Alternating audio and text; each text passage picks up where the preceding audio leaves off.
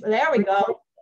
I forgot to hit record. Great. I didn't record my speech. It's only been recorded 500 other times, but now we have you, so that's fine. All right. So here's John. John, how do you pronounce your last name? Neral.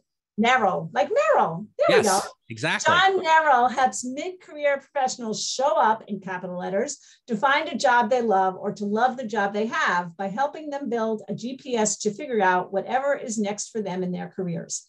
He is the host of the Mid-Career GPS podcast and the author of a book called Show Up, 6 Strategies to Lead a More Energetic and Impactful Career, and your Mid-Career GPS, 4 Steps to Figuring Out What's Next.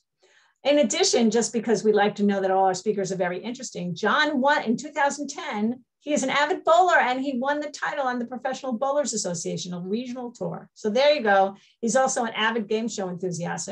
He lives in Northern Virginia with his spouse and his 21-pound rescue cat. That is a big cat. She's a big girl. Amy Farrah Mealler, named after their love of the television show, The Big Bang Theory. I have to say, I've never watched The Big Bang Theory, so I can't tell you. But I'm going to turn it over. What I'm also going to do, John has shared the PowerPoint with us. I am going to put it into the chat box. So you will have it. If you can't get it that way, you can always email me afterwards. But don't sit there and you don't have to worry about taking pictures or scribbling or whatever, because John will share it. We have the PowerPoint and you can get it after the program. So take it away, John. So, well, thank you. Good morning, everyone. Meryl and Nancy, thank you so much for letting me into your space with everybody today. I've been looking forward to this since we chatted. So I'm really happy that we get to spend some time today and talk about something that is really near and dear to my heart. And that is the idea about really to stop pitching and how we can network and interview very differently, and to at least maybe offer you something today of a little bit of a mindset shift for the next time you connect with somebody or the next time you go on to an interview. I want this to be interactive. I want this to be dynamic. And so we're going to be doing some things during today's presentation to help you kind of fine tune this idea about what I call a unique professional value statement. So if you could do me a favor in the chat right now, type in what your area of expertise is, where you're currently working, the kind of field you're in. But, you know, when somebody says to you, what do you do? What do you tell them? Do me a favor and put that in the chat right now.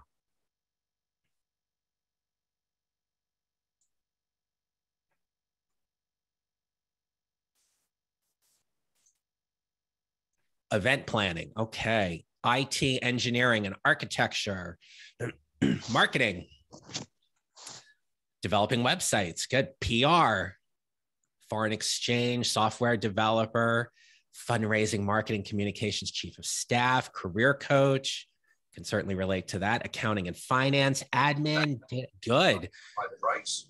Okay. All right, workforce, all right. So what's really great here is that we have a lot of diversity and different backgrounds in terms of the work that you're doing. So my goal for us today is that by the end of our time today, over the next hour, we're going to explore the differences between an elevator pitch and what I call a unique professional value statement. And part of the goal here is for you to determine which feels better for you. So when you're connecting or you're interviewing, do you feel the need to pitch, or do you feel the need to come from this place of value? And then lastly, we're going to create that unique professional value statement. And I'm going to share some examples with you and give you some tips about what I have found to be most helpful for me and my clients whenever they're networking or they're interviewing. I know somebody earlier had mentioned they're going for their second interview. So I hope that for you and everybody else on the call, that maybe there's something today that changes the dynamic a little bit. All right. Okay. How many of you are familiar with the show Shark Tank? I absolutely love Shark Tank. It's one of those things on a Friday night where I'll turn on the TV, especially if I'm traveling, when I'm traveling for bowling tournaments on the weekend. It's just kind of nice to tune into that a little bit. And what's great about Shark Tank is it's great TV. If you've never watched the show, what you know is that entrepreneurs and business owners come into the Shark Tank. to pitch their ideas to a group of investors in hopes that one or more of them will back them and buy into their company to help them scale or grow their product or their business. Well, one of the most famous stories from Shark Tank is actually a story about somebody who never got a shark to invest in them. His name is Jamie Siminoff. Maybe you have the Ring video doorbell, but at the time, it started out as a product called Doorbot. And he came into the Shark Tank and he pitched, and none of the sharks that day felt that that product or even him were valuable enough for them to buy in to that product. And of course, we know what happened, right? Doorbot became Ring. Ring got bought by Amazon, and they're making millions and millions and millions of dollars every year. But in Shark Tank, we pitch. It's what makes great TV, right? A pitch is centered around something that we want. And so there are times when it is absolutely appropriate that we as professionals or business owners pitch. Right? So maybe you're doing a presentation, you're doing a sales presentation, or you're at a proposal meeting. And maybe even sometimes you feel when you're networking or interviewing that you have to pitch. You have to pitch who you are and what you do, because you feel like that's going to be the thing that someone's going to listen to and resonate with about helping you get that job. Well, here's what I want to offer. There is a big difference between when we pitch and when we come from this place of value and service. And it is as simple as whether or not we live it in our heads or we live it in our hearts. When we pitch, it is a very cerebral activity. It is something about what it is that we want. But when I come at you a little bit differently, when I come at you from a place of value and service, I'm coming from the heart. There is something that I truly believe I have to offer that is different and better than anybody else who is out there. For those of you who are in finance or IT, just for an example, let's say you're in accounting, there's a lot of accountants out there. There's something you do as a finance professional that sets you apart from everybody else. It's just as simple as that. And we're gonna spend some time today exploring a little bit more of that. But just to expand a little bit on my story, I used to live up in northern New Jersey. In fact, I spent 14 years as a middle school math teacher and district coordinator for the Oakland Public Schools in Bergen County. I love that job.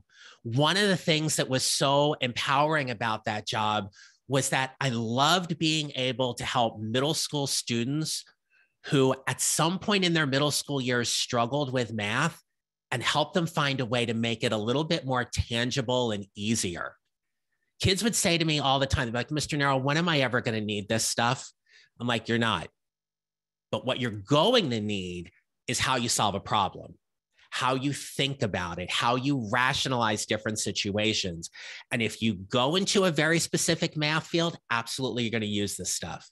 But you are always going to have to know how to solve problems. And that's what we need to be focusing on. So after 14 years in that district, when I loved what I did, but I also felt like I was ready for something more. I had been actively interviewing in areas where I wanted to be a department chair or a supervisor in some way. And as my personal life took off and I found myself moving to DC, I said, I won't come down to DC unless I can get a job. And so that guy from northern New Jersey who had a really, really great job found himself supervising 21 instructional coaches across 13 middle schools in our nation's capital. And it absolutely accelerated my career. I got to build relationships with teachers and administrators and adult learners who were directly impacting student achievement in their classrooms and schools each and every day. But honestly, there were times when I came home and I was happier than ever, and times I came home and I just sat there and cried because of what I saw and what I had to do that day. So like all of us, we find a way to make a pivot. I wanted to get back in working with math. I took a job working with the state superintendent in Washington, D.C. So even though D.C. is not a state, We treat it as such in some of the government entities, and they have a state superintendent. And I went there and worked on assessment, and I worked there for 14 months. And then I left there and I went to go work for an educational nonprofit, where, as I like to say, I basically made students cry across the country. We wrote test items, standardized test items for students across the country serving various state clients. And after a few months on the job, I moved into a role as a training and staffing director for 5 years. And when I wanted to bring an internal coaching program into my organization, and executive leadership saw it differently, I had all the necessary conversations I needed to have to branch out and open my coaching practice full-time 5 years ago. So as Neral mentioned, today I primarily work with mid-career professionals who are feeling undervalued and underutilized, show up to find a job they love or love the job they have. I've written 2 books. You can find them on Amazon. They're great guides to help you with your leadership and career journey. And one of the things I found out over the last couple of years is that I really, really, really love podcasting. So if you are inclined to go for a walk and listen to somebody, or you get in the car and you want to plug in, I invite you to check out my podcast. There is information there about every single part of the career transition journey. And I also have opportunities to interview people who come on and share their stories about the lessons they've learned in their careers as well, to help you make your career path and your career journey just a little bit easier. And so, they say if you don't have a picture, you can't really prove it. Here's a picture of me in Las Vegas at the beginning of the year. I was very honored to be part of a select group of 120 professionals from across the country that were invited to participate in this invitational tournament in Vegas. How do you not have a bad time in Vegas? So it is something I absolutely love doing.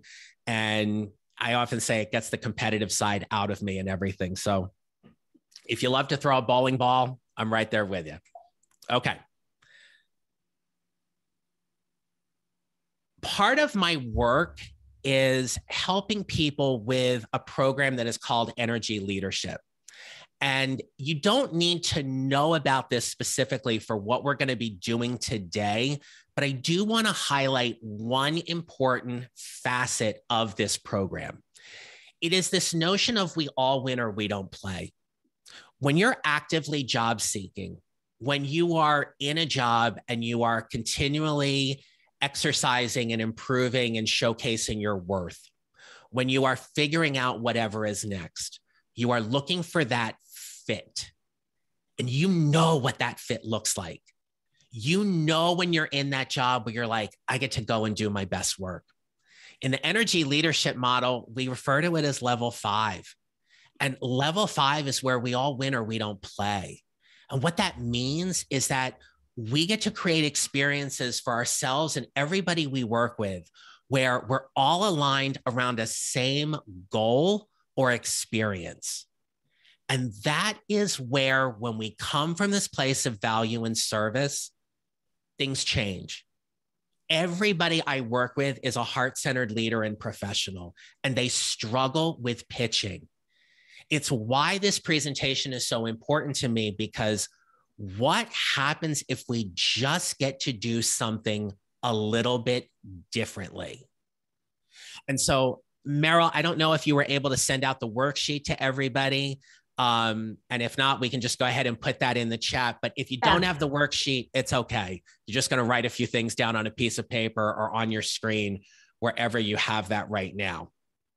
So we're going to start building this unique professional value statement.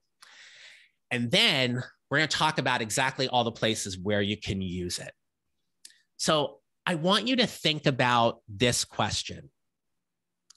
Who do you help? When you think about the work that you're doing, who is it that you help? There's a certain group of people that are directly impacted by the work or the service you do. Neral did a fantastic job at the beginning of this of the workshop today, where she said that JVS's mission is that we help people help themselves. right? I want you to think about who it is that you help.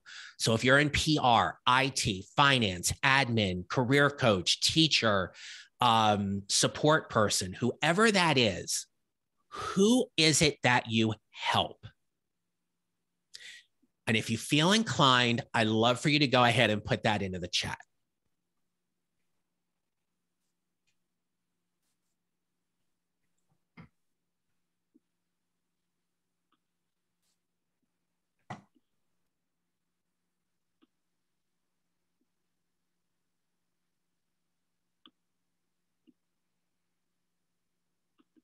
All right.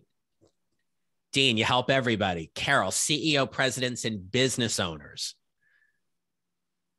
Family and anyone needs. Customers.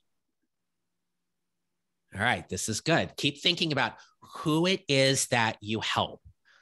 Executives and directors, family, customers, clients. Okay. The business, the clients of my business, my staff, my team. Okay.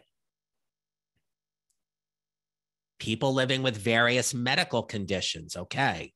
You help your boss, your company, your clients, your friends, people who want to throw an event, of course. Okay.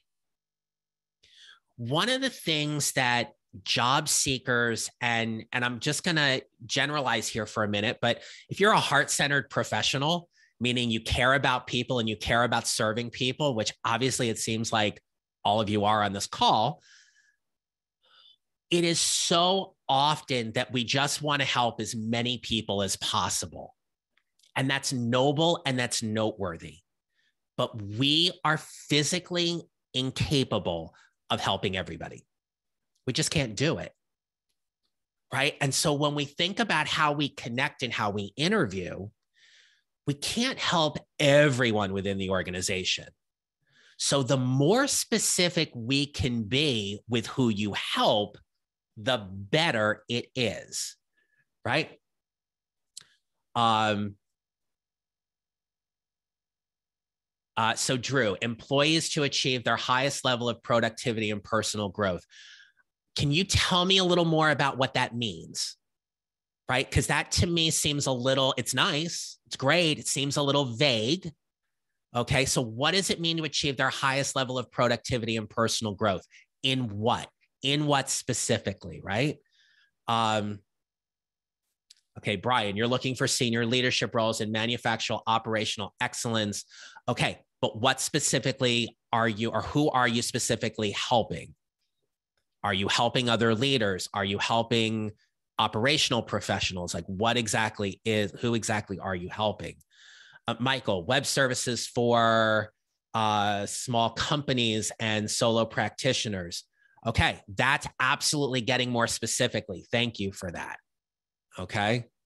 So with that, the goal here in creating the unique professional value statement is when you think about who it is that you help, you want to be as specific as possible. So you heard me say earlier that I help mid-career professionals. There are times when I'll even say I help mid-career professionals who are feeling undervalued and underutilized. The more specific you can get, the clearer and cleaner your message is. I want to repeat that so we get very honed in on this. The goal is in creating a unique professional value statement is to be as clean or as clear as possible to who we help, right? Thinking about that, right? You might have people say, well, I help companies increase revenue. Okay, we can drill down. A lot of times when I'm working with people, I'll say, go a little further, go a little deeper, right? So I help small businesses with less than 50 employees increase their revenue. We had some people in the chat give examples of that, where they were helping small businesses, right? I help financial advisors help their clients become more financially independent through educational enriched marketing initiatives. Ana Maria, great. I want you to go a little deeper with that, right? Brian, helping operators, assemblers, and ultimately senior leaders and financial performance. We're getting there. Okay, that's good, right? So thinking about that target audience, there is somebody that needs your expertise. One of my show up 6 strategies is called using your genius. We all have a genius. It is something that you are really good at, better than anybody else. My father, who used to manage the service station at 7 North on the New Jersey Turnpike, marveled in absolute disbelief when I put a tire on backwards and put the lug nuts on and everything. He said to me, John, make enough money in your life that you never have to do that yourself and you pay somebody to do it, right? I am not the person to fix your car. I do help people with their career paths though, right? We have to know what it is that we're good at. And so that thing that you're good at is exactly what you are going to lean into with your messaging when you're networking, when you're interviewing, because those are the people who are in best need of what it is you have to offer. So Nicole, is it possible to use that approach for career switchers? Absolutely. I help people with this all the time when they're looking to transfer their skills from one industry to another. The key here is honing in on exactly what are those skills that are applicable to that new industry or that new job, right? Thinking about that where you have that skill that is needed. Right. When I was working for an educational nonprofit that worked in assessment, yeah, I was good at writing test items. Why they hired me was because I was really good at building teams, having intentional conversations, moving team performance, and improving processes and efficiencies. That's why they hired me. Right. So you can transfer those skills wherever they need to go. And thinking about that. So as we continue to build the unique professional value statement, when you are clearer and cleaner about who it is that you help, the next piece, and some of you have started going there already, is what do you help them do specifically? That's where your genius gets to come in. There's a certain skill, talent, trait, ability, knowledge base, whatever it is that you have that you can help them with specifically. That's your secret sauce. It's your superpower. It's your genius. It is that thing that is going to make you stand out from everybody else. And when you think about how you strategically position yourself in the marketplace, when you're able to answer this question extremely well, you know when you've got it. You know when it lands. Because that is the value that you have. It's the value that you provide, right? So for me, I help mid-career professionals who are feeling undervalued or underutilized show up to find the job they love or love the job they have using my proven 4-step formula. So that's where I help them build their GPS. So what is that thing that you help them do? If you, somebody had mentioned earlier that you're an event planner. Well, what I'd be really curious about here is what kind of events are you planning? Are they in person? Are they virtual? Are they both? How do you make that planning, that event planning easier for your customer? So when they hire you or you're working on that particular project, they don't have to worry about it because you've got them. It's the difference here between saying, I help small businesses. Oh, great. I have a typo there. I need to go back and correct that. I've looked at this like 50 times. You've all done that, right? So we're bonding here. Okay. I help small businesses with less than 50 people versus I help small businesses with less than 50 people increase revenue and cut costs by examining current internal processes and data to determine more efficiency that's going to save your company money. So the value here is that thing that you do better than anybody else. So I'm going to stop talking for about a minute or two. I'm going to look in the chat, see if there are any additional questions or if anybody wants to share what they have already, but also just to give you some think time here to build out this particular answer to your question. Or if anybody wants to put in the chat their version of this, I'm sure that John would be happy to look Absolutely. at it and critique it. Yeah. So.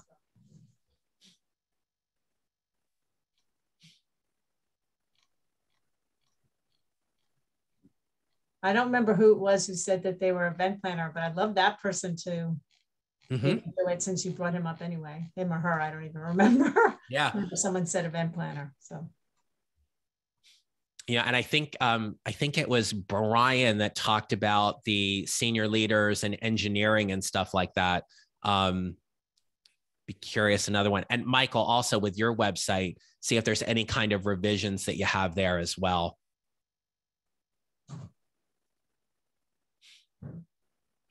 Yes, it was Brian Harvey. Yeah. Anyone want to be a guinea pig and try it?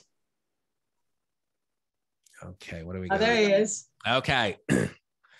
As an event planner, I help my clients have and host either virtual or in-person events, both for personal and or business reasons. And I specialize in events of 25 to 100 people.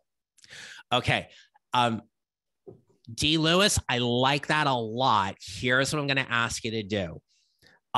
It feels very seesaw-y to me, right? So obviously in your space, we have virtual and in-person events, right? And then personal and our business reasons. So I'm wondering if there's a way maybe to clean up that language a little bit to make it even clearer and cleaner or more succinct, just to fine tune that a little bit. But you are absolutely onto something there. Pamela, you are retired and not doing any kind of interaction with clients or associates. I don't believe I won't be of much assistance to anyone.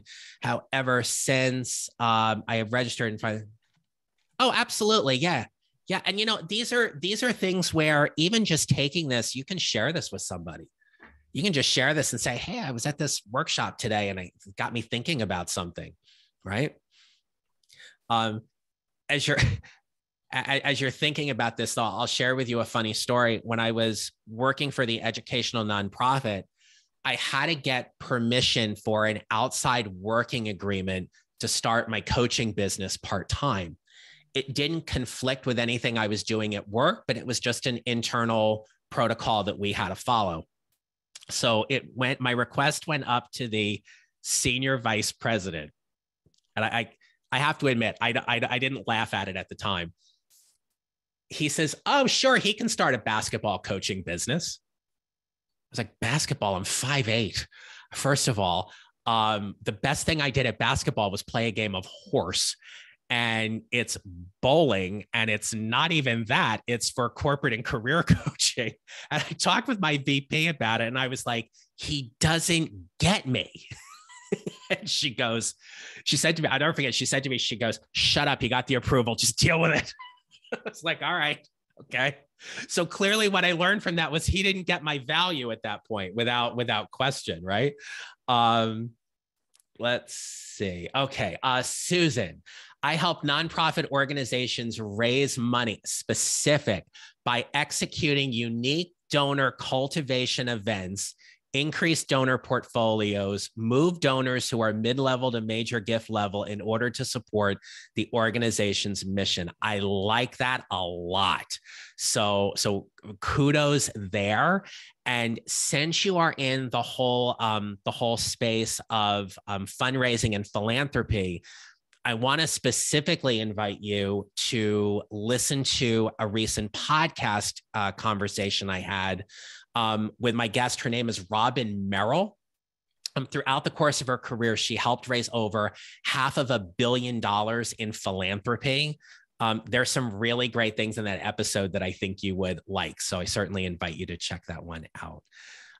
Kim, a lifelong event meeting planner and doer. I have held numerous positions, currently job hunting as an executive assistant. I take the worry, stress, and logistics away from my employer to allow him or her to focus on what is at the top of their priority list.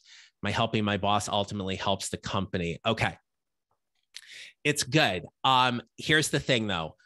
we want to start off, or I strongly recommend we start off the unique professional value statement with I help. So you can say, I help take the worry, stress, and logistics away from my boss.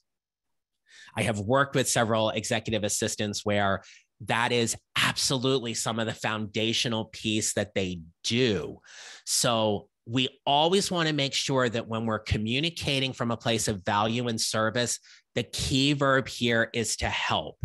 I'm going to talk about this a little bit more later, but since we're here, Kim, I'm going to stay with this with you and everybody else. Imagine networking or interviewing, and the first thing you say to somebody is, I help. What do you think the brain is going to do? For the person hearing your unique professional value, it's going to trigger. It's going to trigger something differently than they've heard from most of the people they have ever talked to. And it's going to perk them up a little bit. Really? You're going to help me? How are you going to help me? Most of the time, people want some help. As active job seekers, whenever you look at that job posting, that is a statement of what that company is looking for help with. Imagine changing your approach to come from this place where you're helping, as opposed to feeling like you're just pitching who you are and what you do. There's a place to pitch. When you're in a sales presentation, pitch. If you're looking for a job, if you're looking to build a relationship with somebody, you want to help them. That's one of the basic tenets. Neral, you talked about it earlier, right? Network, network, network. We network because we build relationships and we help, right?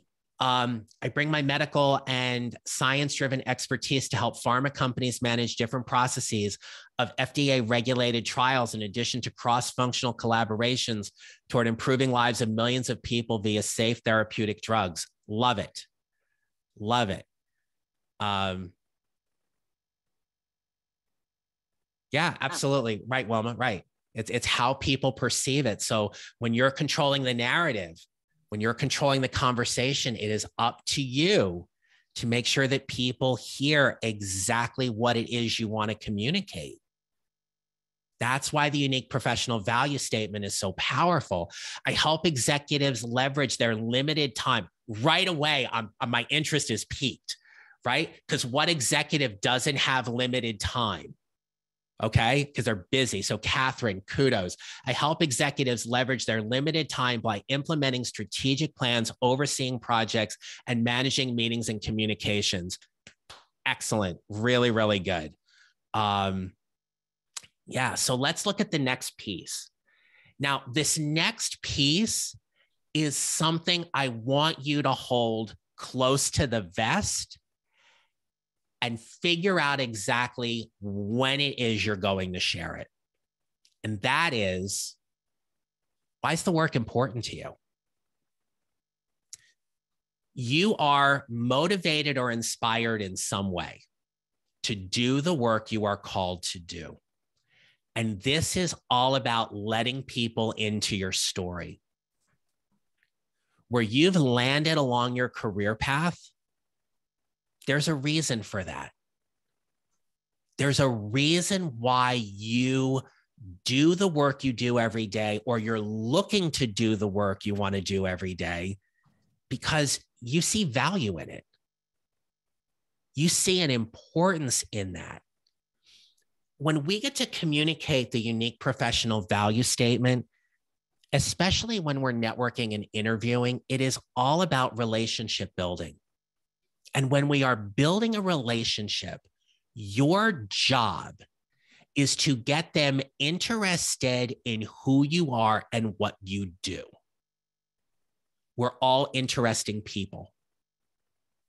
I would far rather you be interested in what I'm sharing with you today, because we're connecting on a far different level. You can find me interesting. I've got some really great stories. I've done some really, what I think are pretty amazing things in my life, and still a whole lot more to do. It makes me interesting. My value to you right now in this moment is to teach you something that I know without question has been a game changer for me in my career and is a game changer for the people I work with every single day. So generating that interest is your goal. We do that by communicating our unique professional value statement. How do you know when somebody really loves their job? They show you. They just go about doing it and they love doing their job. Think about a favorite restaurant that you go to, or if you have a favorite food server. They do everything that they can in their power to make sure that your experience in that meal is the best ever. And if they've done their job well, you're going to tip them accordingly. If you go to the food warehouse and you're walking around and you're getting your groceries and your 15 package of paper towels and 36 rolls of toilet paper and everything, if anything, we've learned over the last 2 years to stock up, right? Somebody may come up to you and they're going to pitch a certain cell phone provider, or do you need new windows for your house? Or do you need a new roof? Do you need your gutters cleaned? They're doing a job, but they realize in that moment, they have to pitch. What if they just slowed it down a little bit and took time to see if that was really something you needed? I pay very close attention to this when I'm at the food warehouse, because usually somebody comes up and you can tell they're a little hesitant, and then they'll say, "Hey, by the way, do you need new windows for your house?" "No, I'm good. I'm good." If they come up to me and they say, "Can I ask you a question?" Or they say, "Do you have a minute? Can I ask you a question?" "Sure, ask away." They've taken time to build the relationship a little bit differently. Now, no one has ever come up to me and said, "Hey, can I ask you a question?" I actually help homeowners save hundreds of dollars a year by replacing their windows with more cost-efficient windows that are going to save on their energy bill. I never hear that. But I wonder what it would be like if I did. There is something in your story that someone is going to be very interested in hearing. There have been multiple times throughout my career where I have gotten to a place where I've been undervalued and underutilized.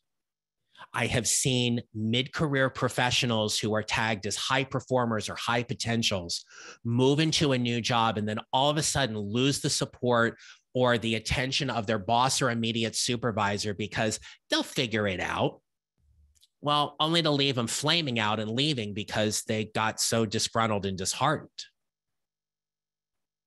That's why this work is so important to me, because I never want anybody to suffer or feel any kind of hardship or heartache or pain in their career.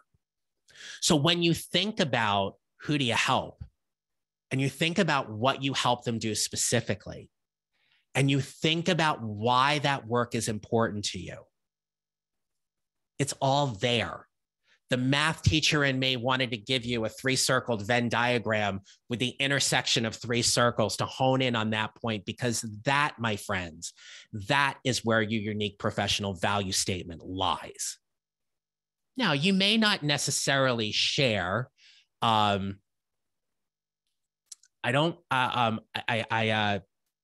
I was looking over at the chat for a second. Sorry. You're going to share those first 2 answers, who you help and what you help them do specifically. As the conversation progresses, then you're going to evolve. Why is the work important to you? So before we get into talking about how you're going to use this when you network or interview, let me pause and see if there's any questions.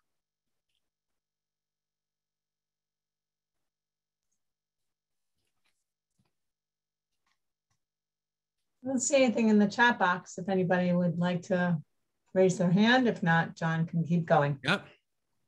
All right, so Brian, here we go. I help people at all levels of the organization to understand and improve manufacturing processes to reduce or eliminate waste, increase efficiency, reduce costs, and improving morale. Oftentimes results free up capacity, improving the flow of production, improve quality and on-time delivery, among other things. I love improving the morale of employees in the process, resulting in improved employee retention and employee satisfaction. Yeah, so Brian, much, much better. If I had to offer one piece of feedback, not necessarily for your unique professional value statement, but thinking about the follow-up questions would be, how have you been able to collect evidence or have tangible data that shows where your efforts have improved morale, retention, employee satisfaction? Maybe it's a survey or something like that. Priya, is this something we can customize when including a resume headline for a hiring manager? I'm assuming the approach is only best for face-to-face conversations. No, you can use it in so many different places. So if you connect with me on LinkedIn, I would love to be connected with you on LinkedIn. I'd love to have you be a part of my network and vice versa. If you look at my headline under my LinkedIn photo, it will say, helping mid-career professionals. You can change that LinkedIn headline to say, I help or helping, whichever one.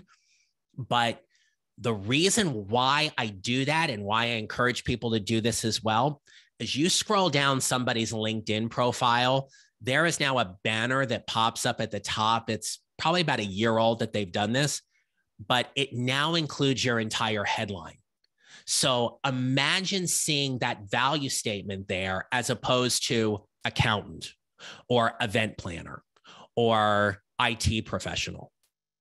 Right now, they're going to see exactly your value whenever they're looking on your LinkedIn profile. Your value statement should be included in that professional summary somewhere on your resume. It should absolutely be communicated there. It's not going to take up a ton of real estate, but when you clear the applicant tracking system and a human being is actually looking at it, that's what's going to help you start generating some interest. Julie, I help craft powerful narratives and shape messages for results-driven brands, individuals, and organizations so they can do what? Give me the last piece. So they can do what? What else? Brian, glad you got the data there. So you have it. Okay, yeah. So I mean, there is data there, right, in terms of being asked to return to the business. You know, but yeah, sometimes those things can be a little bit hard. But if you can give examples of things that you've done, that should be at least more than enough to prove where your value is and such like that. So since we're talking a little bit more about resumes and LinkedIn and stuff like that, let me just kind of sum up with this. A pitch is very quick and to the point. A value statement is not. The unique professional value statement comes from that place of value and service. The pitch is going to ask, who are you? What do you do? What do you want? It is a battle. It is a battle in terms of what's going on in our brain where we're struggling between, am I going after what I want? Or am I asking, or am I showcasing how I can help somebody? Now, the interesting thing here is that both of these are going to answer that tell me about yourself question. When you're networking or interviewing, the difference is in how you show up. So here's what I mean by this. I have learned, and I have some wonderful people in my network who are phenomenal and far better at this than I am, admittedly. They just know how to slow down. I have had to work so hard throughout my career to slow down and learn how to build relationships. And when I did that, things changed, right? But in networking, we sometimes think like, is there an opportunity to grab the low-hanging fruit? Or is there a way we can build the relationship over time? All right. I will tell you that I got connected to Neral because of some other networking connections I had that put me in touch with her to be here with you today. It wasn't like out of the blue, Meryl reached out to me or I reached out to her and boom, this all happened. This happened because of time that we spent building these relationships. And admittedly, that can be a little difficult or hard if you are unemployed and you are in need of finding a job and you need to find that job yesterday. But slowing down and building those relationships is key for however we network. And the more clearly and cleanly we can communicate our value, the better we build that networking relationship. Usually when I'm in a room and I'm, at a Chamber of Commerce meeting or in a networking event, and people say to me, John, what do you do? I very rarely tell them I am a coach. And I do that because I want to control the narrative. If I say to you, I'm a coach, and we haven't spent the last hour together, you might wonder, am I a life coach? Am I a leadership coach? Am I a health and fitness coach? Am I a sports coach? Am I a divorce coach? Am I a marriage coach? You wouldn't have any idea. So your brain's going to go to all these different places. The other thing is, pardon me, our brain wants to say, oh, it's just going to take me too long to communicate this. I'm just going to tell them what I do. We're talking 10 seconds, 15 maybe. Trust me, they're going to listen. They're not going to run away as soon as you open your mouth, right? So to say, I help mid-career professionals who are feeling undervalued and underutilized show up to find a job they love or love the job they have using my proven 4-step formula. Now they can decide if that's something they want to engage with me further about or be like, okay, I get it. Who can I connect you to? And we can have a deeper conversation. The biggest thing we need to do in networking is to listen. We need to listen intently to determine how we can help somebody. If you throw me into a networking situation, I'm always going to be the first one that's going to want to ask somebody what it is that they do. I don't want to talk about myself first. That'll come. But I want to get to know you. I want to know who you are, what you do. What are you looking for? Who can I connect you to in my network that might be of value to you? And if I'm of value to you, you might want to be of value to me as well. I get probably 5 to 10 solicitations on LinkedIn every single day. It honestly drives me nuts. It just drives me nuts. And more often than not, I delete. But if the message is a little bit more, if they communicate a little bit more about their value, I'm a little more inclined to respond. Case in point, somebody this week rather, they messaged me on Monday. They were looking to sell me benefits for my company. I'm a solopreneur. I don't have to worry about that because I'm on my spouse's benefits. And I said, look, I said, actually, I'm a sole business owner. I don't have anything like that. And I went into a bit about my business. I'm like, but who can I connect you to? Who's a really good connection for you? Maybe we have something here. He wrote me back the nicest message. I literally clipped it and put it in a folder somewhere. He's like, John, we need more people like you. Thank you for such a professional response. And he went in a little bit more. I responded last night and I invited him to a virtual coffee with me. I'm like, let's just have coffee and chat, right? If we're not getting business, like not getting business from each other, but let me see how I can connect you. That's about building the relationship, right? The other piece here is always, always, always think about how you are coming from that place of value and service. Your unique professional value is about how you can help somebody. All right. I can't answer the question about networking in Northern New Jersey because I'm not there anymore, but I'm sure Meryl, you might be able to help with that. Kim, a much older, still vital and qualified job hunter, quasi-switching jobs title. What I'm seeking involves the work I have done throughout my career. Okay. All right, Kim, thank you for sharing this. Here's the thing with LinkedIn. What I strongly suggest is please make sure that you remove all of your college graduation dates or high school graduation dates off of your LinkedIn profile. Our brain immediately wants to take us to how old are they? Take them off. Take them off. The second thing is typically we go 10, no more than 15 years back on experience. So I would just offer those things as a way to kind of address being a little bit more senior and finding more ways to then just really focus and showcase the value and then see if somebody has a conversation with you there.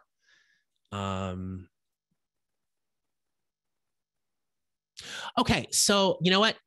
So yes, photos are great, right? What I would say is make it a headshot, right? Headshot is head, neck, little bit of shoulders. We don't need full body shot or anything like that.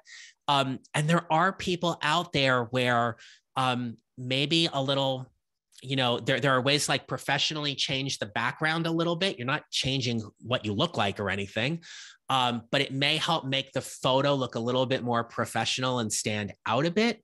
So something there as well. And I do have someone in my network that helps with those things. So if that's of interest, message me. I'm happy to refer. On the 10 to 15. I was going to say, since this is not a resume workshop, why don't we hold Brian's questions so you can get through the stuff about value presentations, and then okay, we can sure. get back to it later. Yeah, let me get through. I've got couple more slides here, and then we can just totally open up for questions however long. All right. Interviewing. Your job as a candidate is to know the process. Know what you're going for each and every round that you're going in, and absolutely you're going to build that relationship. It's everything we talked before about interest. I cannot tell you how many times my clients have come back to me and said, John, I didn't want to do it, but I forced myself to say, I help during the interview. When they told me to tell me about yourself question or somewhere else, and when I said I help, they changed. They changed their body language. They changed their posture. The tone of the question was different. There was something about it that triggered that in them that perked them up. I say to them, were you memorable? They said, absolutely, I was memorable. We can't control whether or not they get the job, but we can control the impression they make and how difficult they can make the decision if needed. My offer to you today is that when you get so clear on your value and you can communicate that cleanly and clearly as possible, your goal in that interview is to find ways to share it. You're not going to share it the same way every time, but think about your action verbs. I help, I've done, I've witnessed, I've led, I've seen, I've created. Any of those things that are going to lean into your value as a candidate. But here's the other piece. So often we hear about how do we close? How do we close the interview that's going to give me the best chance of, getting hired? When they say to you, is there anything else you want me to know? This is where I offer you to lean in and lean in hard. You've heard things in that interview. You have heard things about stuff that they're struggling with, that they need support with, they need help. And that is where you start off and say, what I've learned today is that you need help with. And here's how I can do that.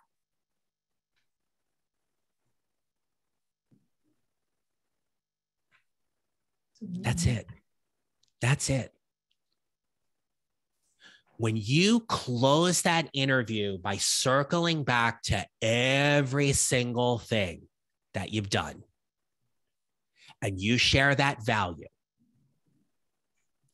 you have done, in my opinion, all you can. And then I'm just going to throw in this little extra tip here because I have found it to be so helpful in my own life and career. They'll usually give you some kind of timeline. They'll say, thanks so much for coming in to interview today. Really enjoyed meeting you. We expect to make a decision by Friday, close of business. We'll follow up. What I have learned is this. That's great.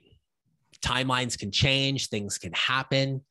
And the last thing you want is a whole lot of mind drama over the weekend about whether or not you got the job or not. So we say this. Thank you so much for letting me know your timeline. I really appreciate it. I can understand things can get busy and timelines can change. If for any reason I don't happen to hear from you by close of business on Friday, would it be okay with you if I follow up with you on Monday just to check where we are in the process? You will know where you stand based on how they answer that question. They will either say, yes, absolutely, please follow up, or they're going to say, nope, we'll make sure to let you know by Friday. But now we can eliminate a lot of the mind drama. And the other piece is you continue to build the relationship. If you're somebody who helps, sometimes we have to help them out in an interview too. Sometimes helping them out means just helping them with their process as well. It'll save you a lot of mind drama. It'll save you a lot of angst. It'll help make you be even more clear and clean in the process as you go through it. So I am going to stay on and open it up for questions and everything, but I do want to just offer this. You have this on the slides as well, but if you want to go through your unique professional value statement, if you want some more feedback, I am going to offer you a 15-minute call with me. You can go to the link there on my calendar, or you can email me at john@johnneral.com and I'll send you my calendar. I'm happy to give you 15 minutes to go through and discuss more of what we talked about today. Connect with me on LinkedIn. I have a private Facebook group called Your Mid-Career GPS. It is specifically designed for people who are all trying to figure out whatever is next in their careers. There's information and resources that are there within the group as well. Only thing I ask is make sure you complete all the membership questions before you come in. If you don't answer all the membership questions, I don't let you in because I have to keep it a safe space for all the people that are within my group. And then lastly, I invite you to check out my podcast for more information as well. And then you can go to Amazon and get my books. They're actually discounted for the month of April because it was my birthday last week. And so I thought it'd be nice to just discount them for my birthday month. So you have that as well. All right. So you have those on the slides. And I certainly look forward to connecting with you more a little bit further. Let me stop sharing my screen and then let's see what we got in the chat, Neral, and we'll answer some questions. How does that sound? Okay, anyone, you can either put the question in the chat or if you want to unmute yourself or raise your hand first, and we'll call on you. We can go back to, since I stopped you before about that resume question. There was a resume question about how many years. I don't know where it is. I think he said, here. What if they were all my 10 to 15 years has all been in one company, but you want to highlight a different career industry before that? How do you do that, or is that okay? Can you repeat that again for me, please? Sure. On the 10 to 15 year rule, whoops. No, someone just asked me to reshare the last slide, so I just put it back. But I got to go back to exit full screen. Oh, so sorry, I cut you off. That's okay. I see it now. Where'd it go? Everyone's wishing you happy birthday now. Thank you so much, everybody. You're too kind. Basically, it was on the 10 to 15 year rule, I guess, that he has been in the same job for over that amount of time. So the question is, how does he, but he wants to include something that was earlier, maybe showed a different industry or a different skill set or something. How does he do that? Yeah. If that experience is specifically relevant and pertinent to the job you are applying to, then I believe, yes, it should be on your resume. As long as that job doesn't create an overall gap between where you are with your current company and then something back. You may want to look at a different type of resume format to highlight those particular skills instead of a chronological format, look more of a hybrid type format. But yes, if that experience is relevant to the job you are applying to, then yes, absolutely, include that. Okay, you know what? I'm going to take a break here before people start to drop off. And I'm posting, so all of you who've been on before, you know what's coming now. And for those of you who haven't been, I am posting in the chat box our evaluation. It is crucial that we do this now. We're going to take 3 minutes. We're going to let John rest his vocal cords for 3 minutes. And then I promise you, don't disappear. We're coming back. We're going to answer your questions. And we've got lots of time to do that. John has graciously said he'd stay on longer, even after 11:30. But in the meanwhile, go to the link for the evaluation. And the link isn't there. I didn't copy the whole thing. There it is. I'm sorry, I cut it off when I copied it. So now you don't even have the link. Control copy. Let me go to the bottom again and do it. Control B, there it is. Okay, there's the link. Cut and paste that or click on it. It's a very short evaluation, but it is crucial, both crucial to every one of our speakers is so grateful because no one else does this on other programs. I will get back to him hopefully by today, maybe not, with exactly what you say, both good, bad, ugly, you know, how to improve, what you learned, et cetera, et cetera. And in addition, we can't do these free programs without our funders, and our funders want to see feedback. So I'm going to shut up now. I'm going to play a little music that I finally got on my phone, and Nancy's going to time it. We got 3 minutes. Please fill it out as fully as you can, and then we will come back to questions. So set the timer, Nancy, and take it away.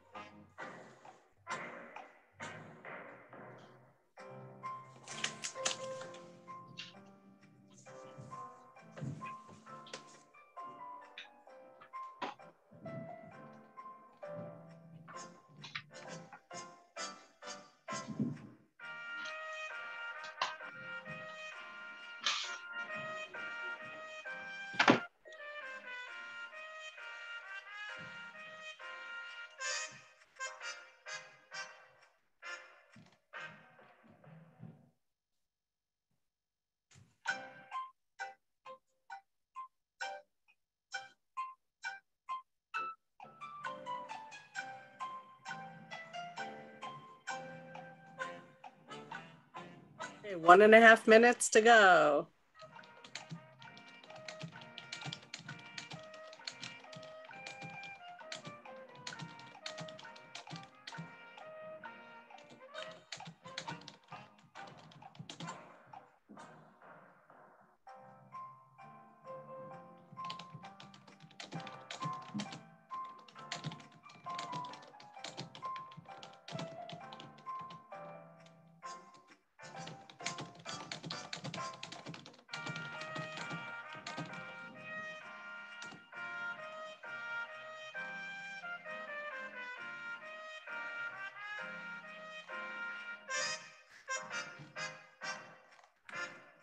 Okay, 40 seconds. All right, I think we'll stop the music.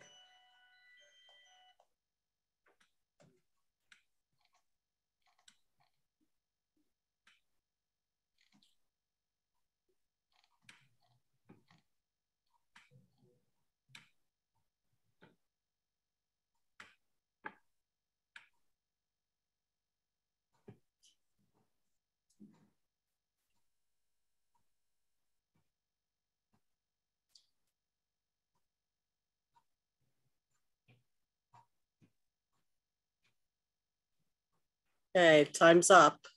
And look, if you didn't have time to finish or you want to add stuff, please, no problem. I'm not going to be looking at them for a couple hours. Go back, fill it out, and we just greatly appreciate it. I know that Susan King had her hand up. Is Susan still here? Because now I don't see her. Did she disappear? Because she was right in front of my face. If you're on, Susan, unmute yourself and ask a question. If not right now, and I don't know if I'm mispronouncing the name, is it Priya or Priya? It says typically there's a less than a minute for closing once the interview is done. Can you share any examples of how to close, sort of highlighting your values with less than 60 seconds to wrap up the call? John? Yeah, so remember that the unique professional value statement should really take about 20 to 30 seconds to communicate. So when you're summing up the interview and you're closing in that regard, it is really just a chance for you to reiterate that value and any other additional information maybe you felt like you missed or you needed to clarify. One of the things I do want to emphasize, though, is that yes, there are some companies and need to be so where they very structured the interview and there is a hard stop at the end of that time. You are an equal partner in that interview. They are there to hear your story. So you need to manage that time in that way as well. So you don't feel like you're rushed at the end, feeling like you have to hurry and scramble to share something in that regard. But anytime you get a chance to communicate your value and how you're going to help somebody, do it. Meryl, I wanted to go back. There were a couple things further up in the chat. So Nicole Coffin had said, the last interview I had, they told me they wanted me to sell myself more. This is super helpful. So yes, hiring managers and interviewers are human beings just like all of us, right? They're going to have their own things that they're looking for or important to them. You know, what I would be curious about here is that when they say they want you to sell yourself more, to say, what does that look like to you? Can you give me an example about what that means, right? Just get curious. Don't accept the question for feedback in that regard without asking them to define what it means. When I was hiring staff and a candidate would come in and they would say, you should hire me because I'm a team player. And I would always go, yeah, I don't know if you play on a team the same way I do. Can you explain? Now they had to tell me what they meant by being a team player. It's why we have to be careful about buzzwords and, terms in interviews. We can't assume that they know exactly what we mean. You're controlling the narrative. You've got to tell that story and make sure without question or reservation, they know exactly what it is that you're talking about. Faye, thank you for reposting. I help senior staff not worry about key contractual obligations, payments, and trigger dates by creating time-appropriate systems and workflows. I actually think it's a lot better than being very rough. The only piece of feedback I would give you here is to take out the negative, right? So when our brains hear not worry, it tends to forget the not and we just hear worry. So maybe think a way about just reframing that initial sentence to be a little bit more affirming in terms of your value and how you're going to help. But overall, I really, really like it. So nicely done. Concerned that it's so it's so dense. There's so much that I'm saying in those two sentences that it makes sense on a resume and in a letter, but to speak it out loud, I've never said it out loud, so I don't know how it'll come off. Right, and that's part of where it feels a little awkward or uneasy, right? The other thing is, test it out. Test it out wherever you can. Right. Right. No, I'll be testing it with you. Yeah. I mean, but the more we get to do it, you're gonna land on what feels better or feels right for you. Yeah. Right now we're just experimenting a little bit. So, but the other thing I will say is this though, just because it's dense doesn't mean it's bad. The fact that you feel like it's dense, what we want to know is how is the other person going to receive it? Are they going to be inclined to ask more questions? Does it open up a dialogue for the conversation to continue based on what you've shared? Right. That's when you've got a good value statement.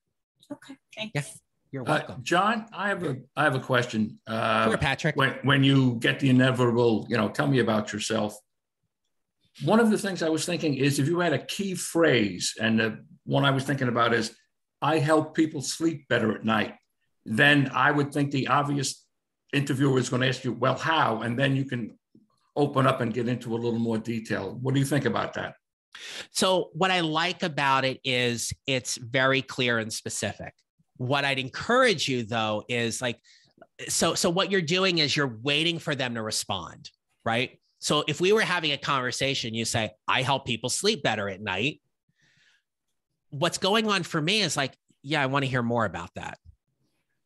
So if you don't give me more, then I have to ask you. But if you say to me, I help people sleep better at night by helping them blank, blank, blank, blank, blank, my interest is still going to be piqued, right? But now you've taken out that layer of the conversation where now somebody has to ask you about it. You're just going to offer it to them. But and I'm not arguing against what you just said, but in any number of other forums like this that I've been on, one of the keys was always, at least as I understood it, to get the interviewer to ask you something. And that's why I phrased the question that way, because now once he or she asked you that question, you can go into a little more detail, for lack of a better word, to explain. Right. I mean, I get that. And I respect that. Right. I mean, there's validity to that. I'm not saying it's wrong, but everything that I've learned and I know is that when we're in a formal interview and we get that tell me about yourself question, you have 30 to 60 seconds to really open up and start that conversation going. And it might just be my own thought on the matter, but if I'm giving you an opportunity to tell me about yourself and you tell me one question, I feel like I've been shortchanged. Okay, thank you. But obviously, do whatever you feel is best and what you feel feels best and what's right. But I can see your point on that as well. Mm-hmm. Yeah, it's good. Thank you for the question. It's good. There's a question from Leora that says, what do we do when they say the next step is that you will hear from HR, but we're not sure when, as we just started interviewing? Oh, I love that question. Okay. All right. So let's have some fun with this, right? So part of it is, do they just not have all their stuff together? Like what is it with their timeline that they don't know about? Right now, it could mean that maybe you just didn't interview strongly enough and they don't want to, they're like, HR will just let you know. Maybe they honestly don't have a window. I have worked in places where job postings are just posted. They never take the posting down. So there's this rolling interview process for people in these positions, and they just hire on an as needed basis because they may not have a spot open, right? So when that happens, what I would encourage you to think about is what's going to feel right for you that's going to eliminate any unnecessary mind drama as you move forward. So you could simply say, great, thanks for letting me know. And you keep going and applying and interviewing for jobs. And if they call you, they call you. If you do want to know, maybe you set a tickler or a mark on your calendar where you're like, all right, if I don't hear anything in 2 weeks, I'm going to follow up with HR. You want to make sure you've got some contact information before you leave, but it very well may be the case that they're keeping it very vacuous and you're just not going to hear anything. And so what I would say to you at that point is don't let up on the gas. Keep applying, keep interviewing, keep networking. And they've got their process and you've got yours. And if they align, great. But I do love that question. Yeah, it's a great question. Nicole, who was the one who asked before about that, she got the feedback that she needs to sell herself more. So it's a long description of the specific details, but I think we can summarize it. At the end, she said she never asked a question about whatever it was.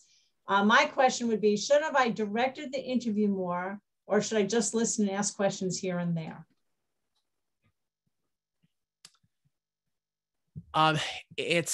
That's a tough one, right? Because we know what the energy and the tone is during the interview. I always come back to we want to build a relationship in the interview. We want to be somebody who they see us as they can work with and we can work with them and everything. So, I'm looking for it in the chat because I actually just wanted to see it. Who was it again? Nicole. There's a lot Nicole. about UX stuff. It's at 11:21. Oh, thank you for the timestamp. Yay, great. Okay, awesome. All right, so Nicole, there are technical interviews that are focused specifically on your skill set, your background, your expertise. There are behavioral interviews where they want to know how you would handle certain situations, and there are hybrid type interviews. So, depending on where you're at in this hour-long interview, it sounds like it was more of a behavioral type interview. And she never asked me about the UX processes. And as a little hiccup, the screen share did not work, so I could not show my website. I got feedback. She said I did not demonstrate that I know the UX process. Interesting. Okay. Should you have directed the interview more? I'm gonna change that because I don't because direct seems like too strong of a verb to me. So what I would say is it's your job to control the narrative, right? So what is it that you want them to know? If you're in an interview and you feel like you're not getting something out there, you've practiced, you've prepared, there was a point that you absolutely wanted to make, and you have not had chance to share it because they didn't ask you that question, it is your job to share it.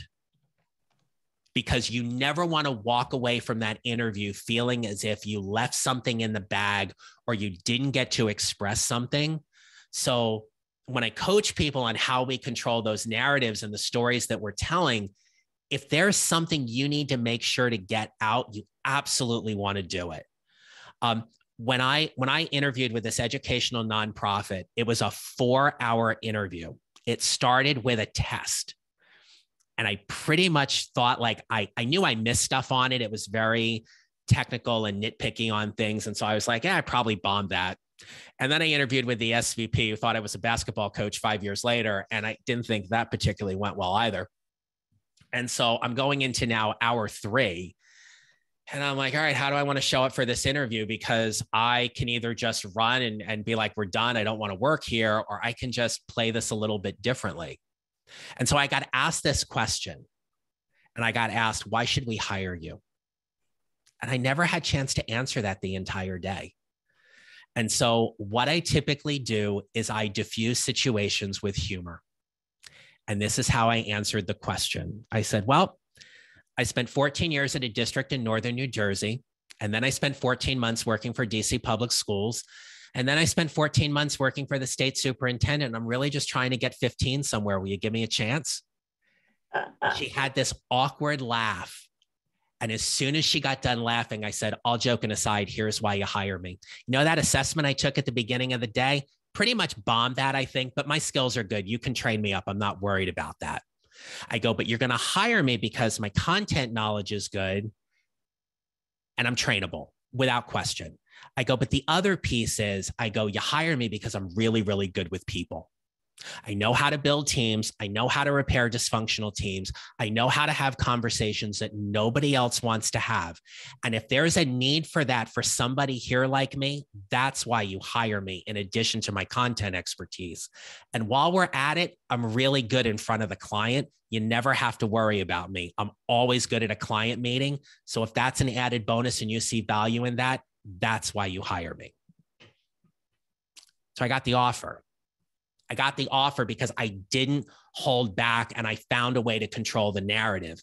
The funny part was 3 months after I got hired on that job, same boss who asked that same question walks into my office and closes a door on a Friday.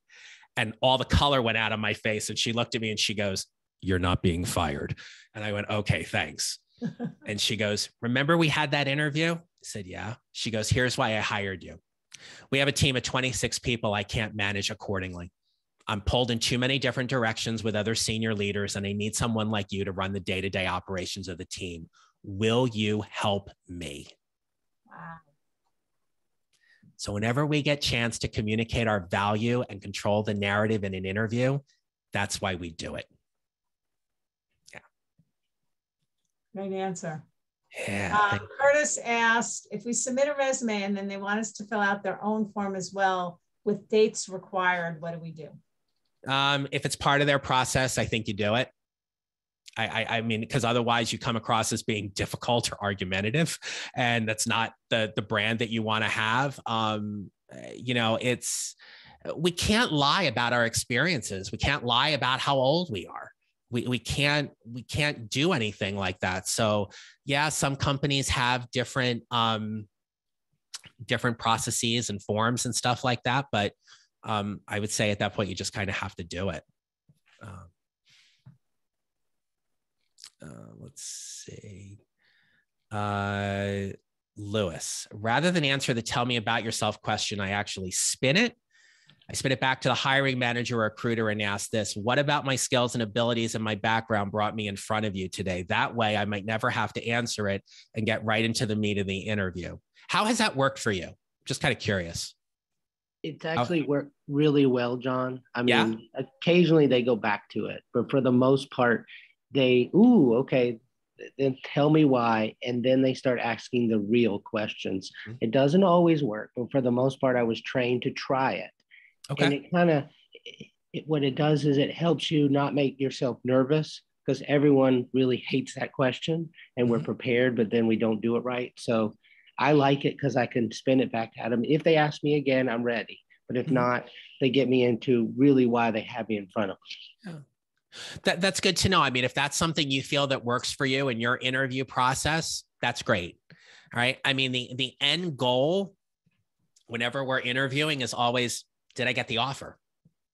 Right. So, and getting feedback in interviews is really hard and difficult, in part because one, companies can't offer feedback to everyone. And two, they're afraid of litigation. Right? If the process isn't uniform for everybody, they're not going to offer feedback. So a lot of times the feedback we get is either what we pick up during the interview or whether or not we got offered the job. So it's always our job to figure out whatever is best for us and how we want to show up to get the offer. Well, and I just want to add, somebody said, don't you think when you do that, it's kind of rude and disrespectful? And I said, only one kind of hesitated, but I think no, because they know why you're asking. You want to know, hey, why do I stand out against all the others that you got? Just tell me in one or two sentences. And they always have told me in exactly the way I needed to know. Right. So Lewis, I will tell you that if I was the hiring manager and I was the lead interview and I asked that question and you gave me that answer back, my answer to you would be, you'll have time to ask questions at the end. Please answer the question. And personally, you would not get off to a good footing with me. That's just my take and my experience, because to me, I feel it is a little confrontational. I don't feel that actually builds the relationship in that kind of way. So that's just my 2 cents on it. But I personally wouldn't advocate for that. But if you're finding that works, good. Well, and again, that's why I mentioned it. And again, I respect your opinion and don't disagree with you at all. I also agree with you that can happen. And if, it's a catch-22, you're either going to do it just happen like you said, or the other way around. So I have to decide whether or not it is also the right time and place to ask it. So absolutely. I love that point. Absolutely. Yes. Thank you. All right. So Gerard, after 32 years, any advice for someone just terminated after 32 years who may be seeking to help an employee in a totally different field in a very different capacity than what I've done for 3 decades? Yes. Think about what skills you have that you're trying to transfer into a new industry or field and find a way to connect the dots.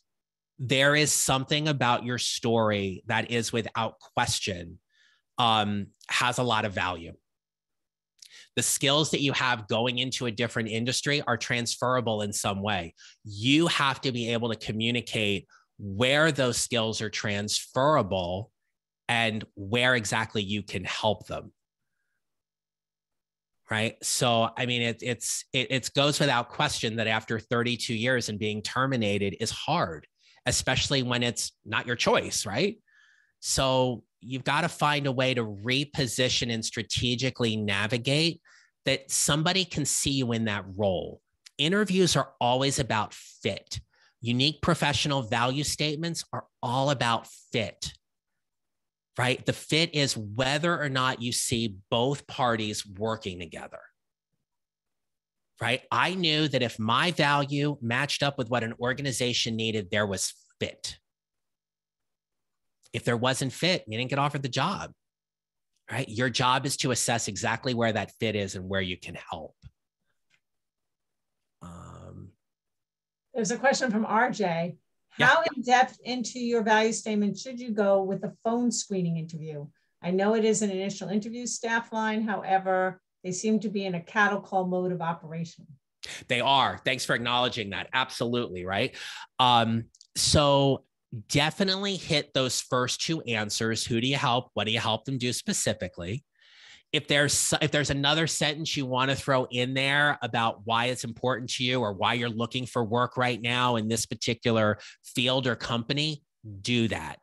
The unique professional value statement is not going to take you any longer than 30 to 60 seconds to communicate. If your value is not worth 30 to 60 seconds of somebody's time to listen to that, there are larger issues there, right? Your thought here might be, it's just going to take up too much time. 30 to 60 seconds isn't too much time in a 10 or 15-minute interview. They're going to ask their questions. But again, it's about how do you build that relationship? You're building it from that place of value and service because of who you help and what you help them do specifically.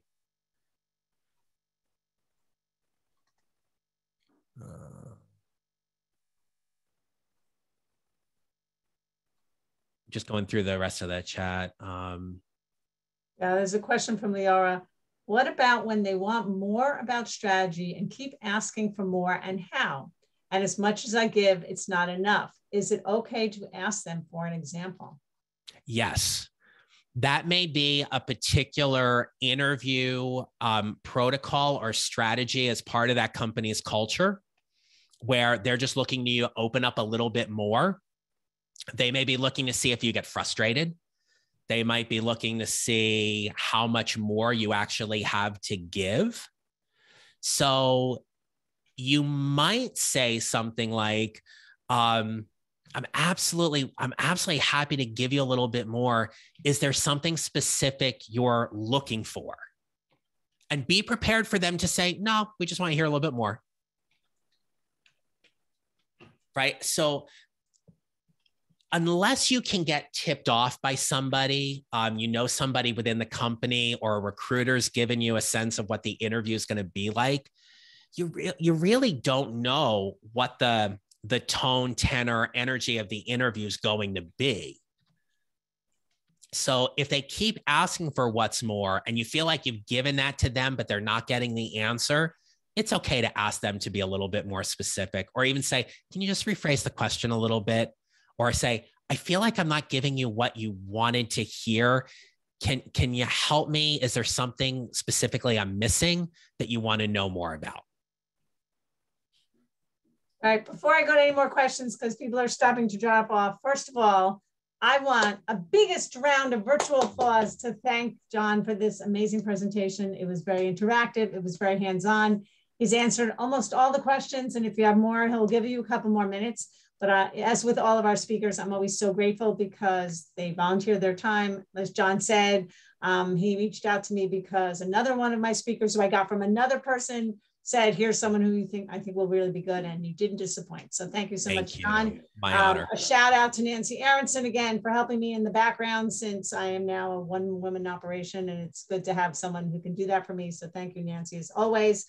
For all of you who have been here, your email does go into a seminar list. That's it. All we use it for is to send you the announcements for our next program. If you don't see it, it means it probably went into spam or junk or something, but we do have a program in 2 weeks. with David. I don't ever know how to pronounce his name either. Shuckman, but he's talking about what do you do when you can't do what you used to do? And that's on April 28th. And I know David has presented for us before on other topics. I know this one's going to be great because a lot of people have been thinking that recently, especially with everything changing out there. So if you don't see something, you can always reach out to me. If you want more information, I put 5 times in, I apologize, I put 5 times into the chat box, where you can go to our YouTube channel. Of course, the person who used to upload the videos to the YouTube channel also left to go to a different job. So we're getting our IT people to try to do that. But if you really want it, you can email me and I will send you the link, which I will get from Zoom within an hour or so. And any other questions you have about our services, please email me, include your phone number, and then I'll give you a call back because I talk much faster than I type, and I can describe my services much better on a call than typing it on an email. Last but not least, don't forget to save the chat. So go down again to the bottom of the chat box where the 3 little bullets are, dots, and go save chat again. So now you will have all the chat up until now. I posted 3 or 4 times the PowerPoint in the chat box, and I did the worksheet that John had sent me is also somewhere there in the chat box. So go find it. And now there's 15 new messages, probably people saying goodbye. But if someone has a question still, John will give us a couple of minutes more. You want to unmute yourself, or if do you see anything else in the chat box? Because I'm, with all the thank yous and hello, I've lost track of where the questions are. So I'm at 11:35 with Leora, and I'll try to answer these as quickly as possible. What should we include in the thank you letter? How long should it be?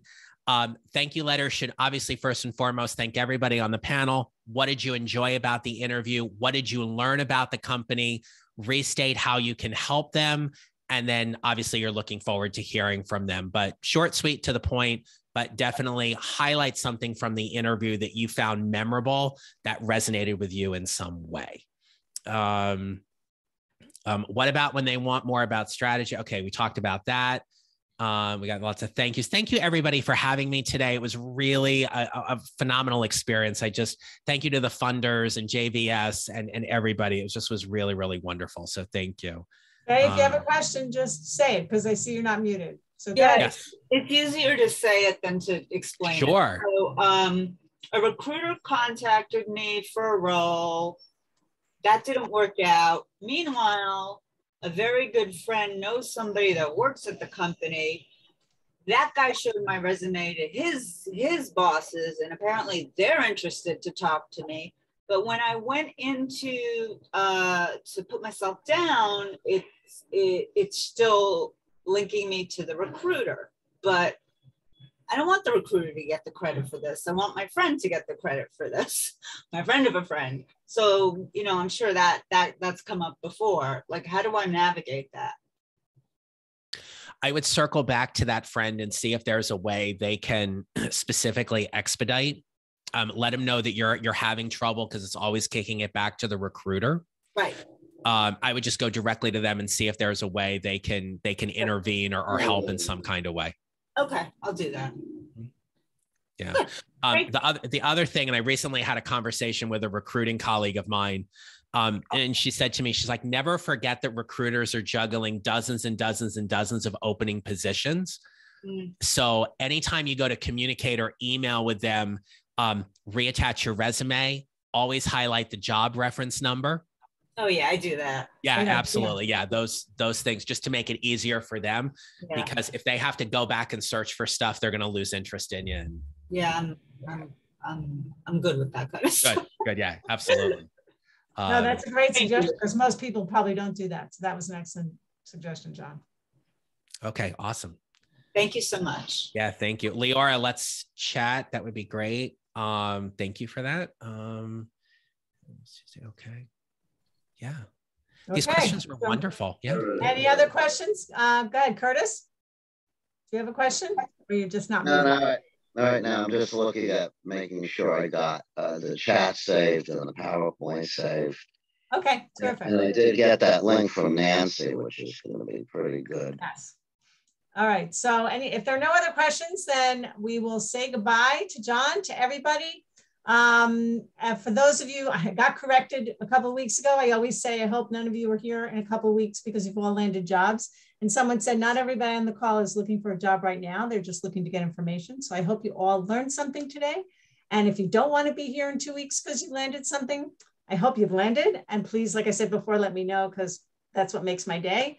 And otherwise, I'd love to see you in 2 weeks. The most important thing is everyone just stay careful and healthy. I don't want to get into any politics, but it's not totally safe out there. So just everybody stay healthy, enjoy the beautiful spring weather. Oh, it's still sunny. The thunderstorms aren't here yet.